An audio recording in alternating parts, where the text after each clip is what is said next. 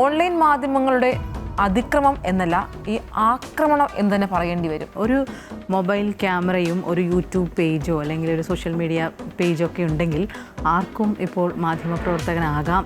വേണ്ടിടത്തും വേണ്ടാത്തയിടത്തുമെല്ലാം zoom ചെയ്യുന്ന ഈ സമൂഹ മാധ്യമങ്ങളുടെ ഒരു ആക്രമണമാണ്. നമ്മൾ എല്ലാ ദിവസവും കാണുന്നതാണ് മഞ്ഞക്കിളി പച്ചക്കിളി എന്നൊക്കെ പറഞ്ഞ്. ഈ സെലിബ്രിറ്റികൾ എന്ന് പറയുന്നത് അവർ പബ്ലിക് പ്രോപ്പർട്ടി അല്ല, അവർ പബ്ലിക് ഫിഗറാണ്. അവരുടെ അനുവാദമില്ലാതെ അവരുടെ സ്വകാര്യ ചിത്രങ്ങൾ പകർത്തുക എന്ന് പറയുന്നത് ഒരു ക്രിമിനൽ കുറ്റം തന്നെയാണ്. ഷിംജിത എന്താണ് ചെയ്തത്? എന്തുകൊണ്ടാണ് ദീപക് ആത്മഹത്യ ചെയ്യാൻ കാരണം? മഞ്ഞൻ്റെ ജീവിതത്തിലേക്ക് എത്തി നോക്കുന്നതുമൊക്കെ നിയന്ത്രിക്കാൻ ഒരു സംവിധാനം, ശക്തമായ നിയമവ്യവസ്ഥയാണ് നമ്മുടെ രാജ്യത്ത് വേണ്ടത്.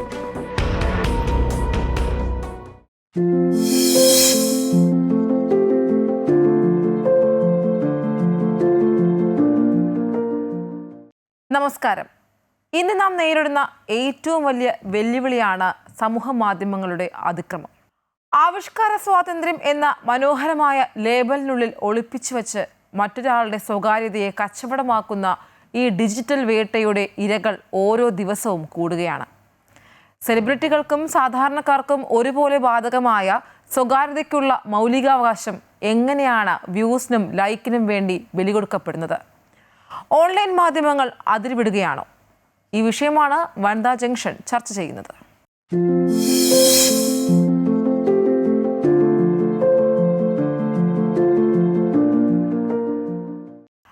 മായ, ഓൺലൈൻ മാധ്യമങ്ങളുടെ അതിക്രമം എന്നല്ല, ഈ ആക്രമണം എന്ന് തന്നെ പറയേണ്ടി വരും.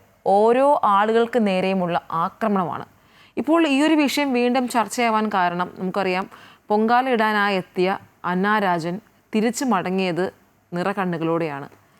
അതിന് കാരണം അവർ ഭക്തിയോടെ പൊങ്കാല ഇടാൻ എത്തിയപ്പോൾ വേണ്ടിടത്തും വേണ്ടാത്തയിടത്തുമെല്ലാം സൂം ചെയ്യുന്ന ഈ സമൂഹ മാധ്യമങ്ങളുടെ ഒരു ആക്രമണമാണ്. ഇത് ഇന്നും ഇന്നലെയും തുടങ്ങിയതല്ല, അല്ലേ? ഈ ലൈക്സിനും വ്യൂസും കിട്ടാൻ, റീച്ചിന് വേണ്ടി ഇപ്പോൾ എന്തും ചെയ്യുക, എവിടെയും കടന്നു കയറുക എന്നൊരു സംസ്കാരത്തിലേക്ക് ആയിക്കഴിഞ്ഞു, അല്ലേ സമൂഹ മാധ്യമങ്ങളുടെ ഒരു ആക്രമണം? തീർച്ചയായും. ഈ ഒരു പഴഞ്ചൊല്ലുണ്ട്, വാളെടുത്തവനൊക്കെ വെളിച്ചപ്പാട് എന്നുള്ള പോലെ. അതുപോലെയാണ്. ഒരു മൊബൈൽ ക്യാമറയും ഒരു യൂട്യൂബ് പേജോ അല്ലെങ്കിൽ ഒരു സോഷ്യൽ മീഡിയ പേജോ ഒക്കെ ഉണ്ടെങ്കിൽ ആർക്കും ഇപ്പോൾ മാധ്യമപ്രവർത്തകനാകാം എന്നുള്ള ഒരു അവസ്ഥയിലേക്കാണ് നമ്മൾ എത്തിയിട്ടുള്ളത്. ഇതൊക്കെ നമ്മൾ മുമ്പ് ഈ പല വിദേശ രാജ്യങ്ങളിലൊക്കെയാണ് ഇത്തരത്തിലുള്ള ഈ പാപ്പറിസം നമ്മൾ കാണുന്നത്, പാപ്പരാസീസ്. അപ്പോൾ ഇപ്പോൾ നമ്മുടെ നാട്ടിലേക്കും ഈ ഒരു സംസ്കാരം വന്നു എന്നുള്ളതാണ്. അപ്പോൾ കൃത്യമായ നിർവചനം ഇതിനില്ല.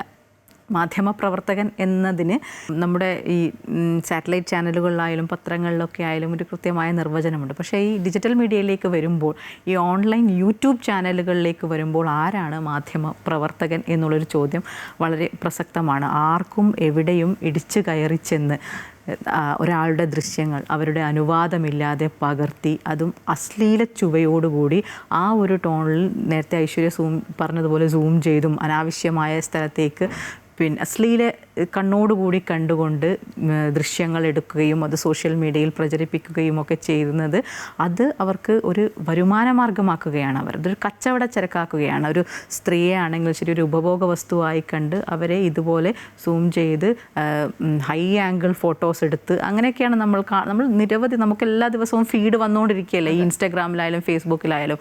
അപ്പോൾ ആ രീതിയിലേക്കുള്ള ഒരു സംസ്കാരം ഇവരിവിടെ വളർത്തി കൊണ്ടുവന്നു. എനിക്ക് അവരെ മാധ്യമപ്രവർത്തകർ എന്ന് പോലും വിളിക്കാൻ ഞാൻ എൻ്റെ പേഴ്സണൽ ഒരു അഭിപ്രായത്തിൽ ഞാൻ ഞങ്ങളെ വിളിക്കാൻ ഇഷ്ടപ്പെടുന്നില്ല എന്നുള്ളതാണ്. അപ്പോൾ ആ രീതിയിലേക്ക് മാറിക്കഴിഞ്ഞു. നമ്മൾ എല്ലാ ദിവസവും കാണുന്നതാണ് മഞ്ഞക്കിളി പച്ചക്കിളി എന്നൊക്കെ പറഞ്ഞ് ഓരോ പേജുകളിലേക്ക് വന്ന് ഇത്തരത്തിൽ കുത്തിത്തിരികെ ആളുകളിലേക്ക് എത്തിക്കുകയാണ്. ഇവർക്ക് ഇങ്ങനെ ഈ ആളുകളുടെ സ്വകാര്യതയിലേക്ക് ഇടിച്ച് കയറി ഈ രീതിയിൽ ദൃശ്യങ്ങളൊക്കെ എടുക്കാൻ ആരാണ് അനുവാദം തന്നത് എന്നുള്ളതാണ്. ഈ സെലിബ്രിറ്റികൾ എന്ന് പറയുന്നത് അവർ പബ്ലിക് പ്രോപ്പർട്ടി അല്ല, അവർ പബ്ലിക് ഫിഗറാണ്. അത് നമ്മൾ മനസ്സിലാക്കണം. ആ ഒരു ബോധമില്ലായ്മയാണ് ഇതിൻ്റെ പ്രധാനപ്പെട്ട ഒരു കാരണമെന്ന് പറയുന്നത്. സ്വകാര്യത എന്ന് പറയുന്നത് ഓരോ വ്യക്തിയുടെയും മൗലികാവകാശമാണ്. അത് സെലിബ്രിറ്റികൾക്കായിക്കോട്ടെ സാധാരണക്കാരനായിക്കോട്ടെ നമ്മുടെ മൗലികാവകാശമാണ്. നമുക്ക് ഭരണഘടനയ്ക്ക് ഉറപ്പ് നൽകുന്നതാണ്. സുപ്രീം സുപ്രീം കോടതി വിധിയുണ്ട്, പുട്ടസ്വാമി വിധി. അതിൽ പറയുന്നുണ്ട് ഒരു സ്വകാര്യത എന്ന് പറയുന്നത് ഒരു വ്യക്തിയുടെ അവകാശമാണ് എന്നുള്ളത്. പക്ഷേ അതൊന്നും ഇവർക്ക് ബാധകമേ അല്ല. ഇത് എവിടെയും ആരുടെ ഇടയിലും ഇടിച്ച് കയറി ചെന്ന് അവരുടെ വീഡിയോ എടുക്കുക എന്നുള്ളതാണ്. നമ്മളത് ഈ പ്രസ് മീറ്റുകൾക്കും ഈ സിനിമ പ്രൊമോഷൻസിനൊക്കെയാണ് നമ്മളിത് കൂടുതലായിട്ട് കാണുന്നത്. ഇപ്പം കൂടുതൽ വിവാദമായി നമ്മളിപ്പോൾ ഇത് ചർച്ച ചെയ്യാൻ കാരണം ഐശ്വര്യ സൂചിപ്പിച്ചതുപോലെയുള്ള ആറ്റുകാൽ പൊങ്കാലയുടെ സമയത്ത് അവർ പൊങ്കാല ഇടാൻ വേണ്ടി വന്ന സമയത്തുള്ള ഇവരുടെ കുറേ കലാപരിപാടികളൊക്കെയാണ് നമ്മളിത് ചർച്ച ചെയ്യാൻ തന്നെ കാരണം. അതിലെനിക്ക് ഏറ്റവും കൂടുതൽ സങ്കടമായ ഒരു കാര്യം എന്ന് പറയുന്നത്, ഒരു 10-15 വയസ്സുള്ള ഒരു പെൺകുട്ടിയാണ്. ആ പെൺകുട്ടി ഈ പൊങ്കാല ഇടുമ്പോൾ കുട്ടിയുടെ മുന്നിൽ ചെന്ന് ഇവർ ക്യാമറ വെച്ചങ്ങ് നിൽക്കുകയാണ്. അപ്പോൾ ഈ കുട്ടിക്ക് കുനിഞ്ഞു നിന്ന് ആ പൊങ്കാല ഇടാൻ പറ്റുന്നില്ല. അപ്പോൾ ആ കുട്ടിയുടെ അമ്മ ആ കുട്ടിക്കൊരു തോർത്ത് കൊടുക്കുകയാണ്. ഇൻസ്റ്റഗ്രാം താരം. അപ്പോൾ ആ കുട്ടിക്ക് ആ അമ്മ തോർത്ത് കൊടുത്തതിന് ശേഷം ആ കുട്ടി വളരെ കഷ്ടപ്പെട്ടാണ് ഈ പൊങ്കാല അടുപ്പിൽ ഇളക്കുന്നതും ആ പൊങ്കാല ഇടുന്നതൊക്കെ. വളരെ എന്തൊരു തരംതാണ പ്രവൃത്തിയാണ്, എന്തൊരു അശ്ലീലമാണെന്നാണ് എനിക്ക് അത് കണ്ടപ്പോൾ തോന്നിയത്. ദേഹം അനങ്ങാതെ അത് പണിയെടുക്കാതെ ഒരു ഫോൺ കൊണ്ടുപോയി ഇത്തരം ദൃശ്യങ്ങൾ പകർത്തി പൈസ ഉണ്ടാക്കുക എന്ന ഒറ്റ ലക്ഷ്യം മാത്രമേ അതിനുള്ളൂ. പക്ഷേ അത് മറ്റൊരാളുടെ ജീവിതത്തിലോട്ട് കടന്നു കയറി അവരുടെ അനുവാദമില്ലാതെ അവരുടെ സ്വകാര്യ ചിത്രങ്ങൾ പകർത്തുക എന്ന് പറയുന്നത് ക്രിമിനൽ കുറ്റം തന്നെയാണ്. അതിനെ ഒരു തരത്തിലും നമുക്ക് ന്യായീകരിക്കാനാകില്ല. ഈ ആറ്റുകാൽ പൊങ്കാലയുടെ കാര്യം പറഞ്ഞപ്പോഴാണ് ഞാൻ ഈ പൊങ്കാല റിപ്പോർട്ട് ചെയ്യാൻ പോയ സമയത്ത് ചിപ്പിയോടൊപ്പം ഞാൻ ഉണ്ടായിരുന്നു. ആ ഒരു സമയത്ത് അവിടെ ഉണ്ടായിരുന്നു. ചിപ്പിക്കായി കാത്തു നിന്ന മാധ്യമങ്ങൾ എന്ന് പറഞ്ഞു കഴിഞ്ഞാൽ അനവധിയാണ്. സാറ്റലൈറ്റ് ചാനലുകളും ഉണ്ടായിരുന്നു. അതിനേക്കാളും കൂടുതലായിരുന്നു 2 ഫോൺ, ഒരാൾ തന്നെ 2 ഫോണും പിടിച്ചുകൊണ്ട് ചിപ്പിയെ കാത്ത് നിൽക്കുന്നു. അപ്പോൾ അവിടെയുള്ള ഈ ചെറിയ ചെറിയ നടിമാരുടെയൊക്കെ ദൃശ്യങ്ങൾ പകർത്തി അവർ ഈ പറയുന്നത് തിരിയുന്നതും കുനിയുന്നതും ഡ്രസ്സ് എവിടെ നിന്നാണ് വാങ്ങിയത്, അനാവശ്യ ചോദ്യങ്ങൾ ചോദിച്ച് ദൃശ്യങ്ങൾ പകർത്തി അവിടെ നിൽപ്പുണ്ടായിരുന്നു. ഈ സിനിമാ നടി ചിപ്പി ഇറങ്ങി വരുന്ന സമയത്ത് ഇറങ്ങി വരുന്നത് മുതൽ ഇവരുടെ ഈ ക്യാമറ കണ്ണുകൾ അവർക്ക് നേരെയാണ്. അത് ഈ നടക്കുന്നത്, ഒന്ന് സൈഡ് തിരിയുന്നത്, അപ്പോൾ നമുക്കൊന്നും ദൃശ്യങ്ങൾ പകർത്താനായില്ല. ആ സമയത്ത് അവിടെ ഈ കുഞ്ഞു പയ്യന്മാരാണ്, വളരെ ചെറിയ പയ്യന്മാർ, 10-22 വയസ്സേ വരുള്ളൂ. ഈ പയ്യന്മാരും നമ്മുടെ ഈ ക്യാമറ ചേട്ടന്മാരും തമ്മിലൊരു ക്ലാഷ് ഉണ്ടായി ആ സമയത്ത്. കാരണം നമുക്ക് ദൃശ്യങ്ങൾ പകർത്താൻ പറ്റും, നമുക്കൊരു ചെറിയൊരു ബൈറ്റ് മാത്രം മതി. പക്ഷെ അവരെ സംബന്ധിച്ച് ചിപ്പി വന്നിരിക്കുന്നു, പിന്നെ ഈ കലം തയ്യാറാക്കുന്നു, അവിടെ ഇരിക്കുന്നു, അങ്ങനെ ആകെ ബഹളമായി. അവിടെ നിൽക്കുന്ന ആളുകളൊക്കെയും പ്രശ്നമുണ്ടാക്കി. അവർക്ക് പൊങ്കാലിടാനാകുന്നില്ല, അവരുടെ പൊങ്കാല കലമൊക്കെ ചവിട്ടി പൊട്ടിക്കുന്ന ഒരു സ്ഥിതിയിലേക്ക്. ആ ഒരു ചെറിയ സ്പേസിൽ നിന്നുകൊണ്ട് നമുക്കൊന്നും ദൃശ്യങ്ങൾ എടുക്കാൻ പറ്റുന്നില്ല, ഒരു ബൈറ്റ് പോലും എടുക്കാൻ പറ്റുന്നില്ല. പകരം ഇവർ കയറി അങ്ങ് നിൽക്കുകയാണ്. കാരണം ഇവർക്ക് മുഴുവൻ ദൃശ്യങ്ങളും വേണം, ഇവർക്കൊരു ബൈറ്റ് മാത്രം പോരാ.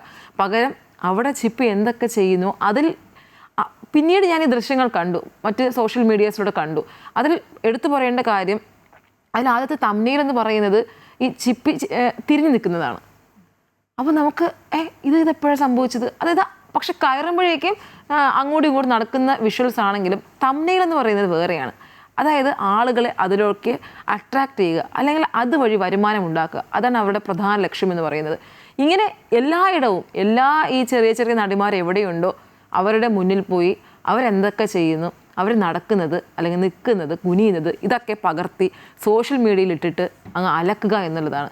അവർക്കൊരു ജീവിതമുണ്ടെന്നോ അല്ലെങ്കിൽ അവരുടെ അനുവാദമില്ലാതെയാണ് ഇതൊക്കെ അവർക്ക് അത് അവരുടെ ഒരു അവകാശം പോലെയാണ്.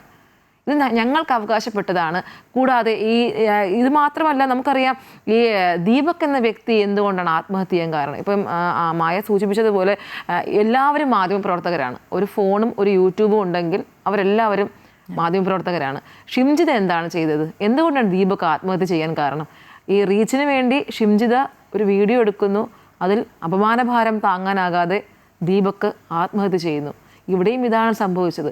ലൈക്കിനും ഷെയറിനും റീച്ചിനും വേണ്ടി മറ്റൊരാളെ കുരുതിക്ക് കൊടുക്കുക. ഇത് തന്നെയല്ലേ എല്ലാ മാധ്യമങ്ങളും ചെയ്യുന്നത്? ഈവൻ സോഷ്യൽ മീഡിയാസ് എല്ലാം ചെയ്യുന്നത് ഇത് തന്നെയല്ലേ?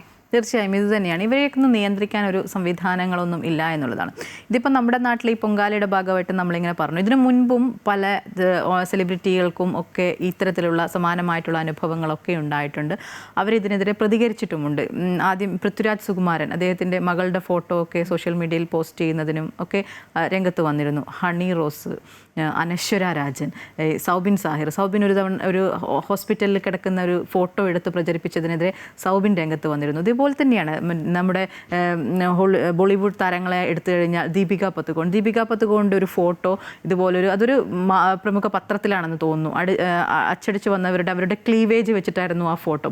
അപ്പോൾ അവർ അന്ന് അതിനെതിരെ പ്രതികരിച്ചത് അത് വളരെ വലിയ രീതിയിലുള്ള ചർച്ചയായിട്ടുണ്ടായിരുന്നു. അവർ ട്വിറ്ററിലാണ് അത് പ്രതികരിച്ചതെന്നാണ് എൻ്റെ ഓർമ്മ. അവരത് പറഞ്ഞത് അതേ ഞാൻ ഒരു സ്ത്രീയാണ്, എനിക്ക് സ്ഥലമുണ്ട്, ഞാൻ അതിൽ അഭിമാനിക്കുന്നു എന്നായിരുന്നു അവരുടെ ആ ഒരു പോസ്റ്റ് എന്ന് പറയുന്നത്. അതുപോലെ തന്നെയാണ് ആലിയ ഭട്ടിൻ്റെ വീട്ടിലിരിക്കുമ്പോഴാണ് അടുത്ത കെട്ടിടത്തിൽ നിന്ന് സൂം ചെയ്ത് അവരുടെ ഫോട്ടോ എടുത്തത്. അപ്പോൾ അവരതിനെതിരെ വളരെ ശക്തമായാണ് ആലിയ അതിനെതിരെ പ്രതികരിച്ചത്. അതുപോലെ തന്നെ തപ്സി പന്നു എപ്പോഴും ഈ എയർപോർട്ട് ലുക്ക് കൊണ്ട് എപ്പോഴും ഇതുപോലെ നമുക്ക് ഈ വീഡിയോസൊക്കെ ഒരുപാട് പാപ്പരാസികളുടെ ഒരുപാട് ആക്രമണത്തിന് അവർ ഇരയായിട്ടുണ്ട്. ഇന്നും അവരുടെ എയർപോർട്ട് ലുക്ക് എന്നൊക്കെ പറഞ്ഞിങ്ങനെ. അപ്പോൾ ആ സമയത്ത് അവർ പറഞ്ഞതാണ്, ഞാനൊരു പബ്ലിക് പ്രോപ്പർട്ടി അല്ല, നിങ്ങളുടെ പൊതു സ്വത്തല്ല, ഞാൻ ഒരു പബ്ലിക് ഫിഗറാണ്. ആ രീതിയിലാണ് തപ്സി പ്രതികരിച്ചത്. അപ്പോൾ എല്ലായിടത്തും ഈ രീതിയിലുള്ള അതിക്രമങ്ങൾ അവരുടെ സ്വകാര്യതയിലേക്ക് കടന്നു കയറിയുള്ള, കാരണം എല്ലാം ഒരു വോയറിസമാണ്, അതായത് ഒളിഞ്ഞു നോട്ടമാണ്. ഇത് ലൈക്കിനും ഷെയറിനൊക്കെ ഇത് ആളുകൾ കൂടുതലായിട്ട് കാണുന്നുണ്ട്. ഐശ്വര്യ അതെടുത്ത് കഴിഞ്ഞാൽ ഇതിനൊക്കെയുള്ള വ്യൂസും റീച്ചും ഒക്കെ എത്ര ഭീകരമാണെന്ന് നമ്മളത് കണ്ടു കഴിഞ്ഞാൽ നമുക്ക് മനസ്സിലാകും. കഷ്ടപ്പെട്ട് വാർത്ത ചെയ്ത് കഴിഞ്ഞാൽ നമുക്ക് ഇത്ര വ്യൂസ് കിട്ടില്ല അല്ലേ? അതെ, പറഞ്ഞതുപോലെ നമ്മൾ ചെയ്യുന്ന അല്ലെങ്കിൽ അത്ര പഠിച്ച് ചെയ്യുന്ന വിഷയങ്ങൾക്കൊന്നും ഇത്തരം വ്യൂസോ അല്ലെങ്കിൽ ഇത്തരം കമന്റ്സോ ഒന്നും ഉണ്ടാവില്ല. പക്ഷെ ഇത്തരം വിഷയങ്ങൾക്ക് അല്ലെങ്കിൽ വിഷ്വൽസിനൊക്കെയാണ് ഈ മായ സൂചിപ്പിച്ചതുപോലെ പ്രാധാന്യവും വ്യൂസും ഒക്കെ ഉള്ളത്. പക്ഷേ ഈ ഡിമാൻഡ് സപ്ലൈ ഇവിടെ നമുക്ക് അപ്ലൈ ചെയ്യാൻ പറ്റില്ല. കാരണം എന്തുകൊണ്ടാന്ന് വെച്ചാൽ നമ്മൾക്കിപ്പോൾ അത് ഒരാളുടെ സ്വകാര്യതയിലേക്ക് ഇടിച്ചു കയറി അത് പൊതുജനങ്ങളെ കാണിക്കാൻ മാത്രം എന്ത് വാർത്താ പ്രാധാന്യമാണ് ഇവിടെയുള്ളത്? അതൊന്നും ഒരു വാർത്തയല്ലല്ലോ. എങ്ങനെ നമുക്ക് ഓൺലൈൻ ജേർണലിസം അല്ലെങ്കിൽ മാധ്യമപ്രവർത്തനത്തിൻ്റെ ഭാഗമായി നമുക്കത് കൊടുക്കാൻ കഴിയുക? ആളുകൾക്ക് എപ്പോഴും പൊതുവേ ആളുകളുടെ ഒരു സ്വഭാവമാണ് അന്യൻ്റെ ജീവിതത്തിൽ എന്താണ് നടക്കുന്നത് എന്നറിയാനുള്ളൊരു ത്വരയുണ്ട്. അവരുടെ ആ ഒരു ത്വരയെ അല്ലെങ്കിൽ അത്തരത്തിലുള്ളതിനെ ചൂഷണം ചെയ്യുകയാണ് ഇവർ. ആ ചൂഷണം ചെയ്താണ് ഇത്തരത്തിൽ വ്യൂസും ഒക്കെ ഉണ്ടാക്കിയിരിക്കുന്നത്.